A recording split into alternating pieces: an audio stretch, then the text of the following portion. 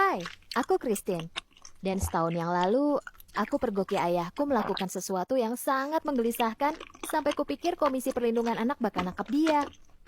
Jadi gini, sejak masih bayi, hanya ada aku dan ayahku. Ibuku meninggal saat lahirin aku dan kami ditinggalkan sendirian. Kita nggak pernah punya hubungan yang hebat. Dia terlihat bodoh amat, nggak peduli sama aku. Dia nggak pernah perlihatkan emosinya. Dan beberapa temanku bahkan bilang nggak mau mampir ke rumah karena ayah kelihatan menyeramkan dan dia terus melirik kami. Tapi tahun ini, dia benar-benar melewati batas. Sedemikian rupa sampai aku mikir buat kabur. Selama beberapa bulan itu, dia bahkan lebih diam. Terkadang kita nggak ngomong berhari-hari. Dia bakal duduk di depan TV, dan aku lihat dia melirik aku, mengawasiku. Itu bikin aku takut. Aku merasa cemas. Aku mulai malas. Nilaiku jadi jelek. Suatu hari, bu guruku menelpon ayah dan bilang kalau dia nggak tahu lagi caranya menyemangati aku. Bahwa aku kelihatan jauh, gelisah, seperti kurang tidur. Ayahku marah.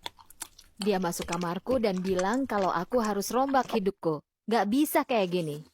Sejak hari itu, setiap pagi kita harus duduk bersama dan dia bakal nonton aku makan. Dia jemput aku dari sekolah setelah kelas selesai. Dia bakal ngecek aku setiap jam buat lihat aku lagi ngapain. Kita nggak ngomong. Dia nggak bilang apa-apa. Dia nggak biarin aku ngomong. Pakai caranya atau nggak sama sekali. Aku merasa terjebak. Aku terus mikir kalau mungkin itu cuma cara dia menunjukkan kasih sayang. Tapi pendapatku berubah pas aku lihat hal buruk lainnya yang dia lakuin. Suatu hari kami balik dari sekolah seperti biasa. Aku nggak bisa tidur malamnya. Aku cukup lelah, jadi pas sampai di rumah, aku rebahan di tempat tidur. Aku nggak natap apa-apa, nyoba jaga mata kebuka. Dan aku lihat titik hitam di tengah plafonku. Aku nggak pernah lihat titik itu sebelumnya, dan semakin kulihat, semakin aneh titiknya. Awalnya kukira cuma lubang, tapi aku sadar ternyata bukan. Lubangnya mengkilat. Kupikir walau itu bukan apapun, mencari tahu itu apaan bakal bikin aku melek dikit. Jadi kuambil kursi dan berdiri di atasnya dan lihat lebih dekat. Itu jelas bukan lubang, tapi hampir kayak gelembung kaca kecil. Dan kemudian aku sadar aku lagi lihat apaan. Itu adalah kamera di plafon kamarku. Aku panik. Ayahku nggak di rumah, jadi aku ke ruang tengah dan nunggu dia balik. Nungguin dia itu nyiksa. Semakin lama aku duduk di situ, semakin jahat pikiranku.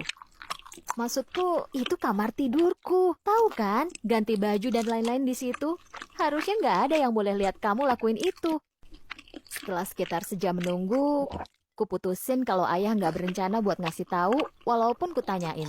Aku bakal bikin ayah ngaku. Aku bakal bikin dia ngaku dan laporin dia ke perlindungan anak. Aku nggak harus menderita lagi karena pria jahat ini. Malam itu jadi jalan keluar. Ternyata nggak seperti yang aku kira. Situasinya gelap. Aku lagi di kamar, siap menjalankan rencanaku. Aku ambil tali. Ikat talinya, taruh kursi di depan kamera. Tentu saja nggak bakal aku lakuin, tapi ayah bakal percaya. Dan aku tahu dia pasti bakal lihat. Pas aku berdiri di atas kursi, dia bergegas datang. Dia lari ke arahku, meluk aku dan mengangkatku dari kursi. Kamu lagi ngapain? Aku bisa rasain detak jantungnya, gedup kencang. Kita duduk di lantai kamar, sama-sama terengah, sama-sama bingung. Aku tatap mata dia dan gak percaya. Aku kira bakal lihat monster, mata-matain anaknya, mengintipnya. Yang kulihat, seorang ayah. Matanya mulai berkaca-kaca. Ayah, kenapa ngawasin aku? Tanyaku. Air mata mulai mengalir dari wajahnya. Ini ada apa? Aku gak pernah lihat ayah kayak gitu. Dia mulai ceritain gimana sejak ibu meninggal. Dia tersesat. Dan aku anak kecil yang penyakitan. Aku sering banget kena serangan asma. Waktu aku berumur 10 tahun, aku takut banget sama asmanya, sampai-sampai aku pingsan dan ayah dapetin aku tergeletak di lantai kamar mandi. Dia pikir dia kehilangan istri dan anak perempuannya. Dia berdiri, naik ke atas mejaku, dan mengeluarkan panel kasat mata dari plafon dan mengeluarkan kameranya. Aku bingung banget. Sampai nggak tahu harus ngapain, jadi aku cuma berdiri dan nonton. Dia pasang lagi panelnya dan turun dari meja. Dia ambil dan naruh kameranya di atas tanganku. Ayah, beneran minta maaf. Ibumu sangat pintar mengurus anak. Ayah enggak. Ayah nggak tahu gimana caranya. Tahu kan, jadi seorang ayah, kita berpelukan sekitar 20 menitan. Akhirnya, aku bilang ke dia, aku juga nggak tahu caranya jadi anak yang baik. Malam itu, kami memutuskan kalau besok aku bakal bolos, dan ayah juga bakal ngambil cuti. Kita habiskan sepanjang hari bersama, mengenal satu sama lain. Rasanya aneh. Rasanya aku seperti hidup sama orang asing selama 15 tahun, dan akhirnya aku tahu ayahku yang sebenarnya. Kami putuskan kalau kita bakal lebih banyak bicara dan menghabiskan waktu bersama. Selama setahun ini, ayahku beneran jadi teman baik buatku. Setelah semua ini, no secrets menjadi moto kami.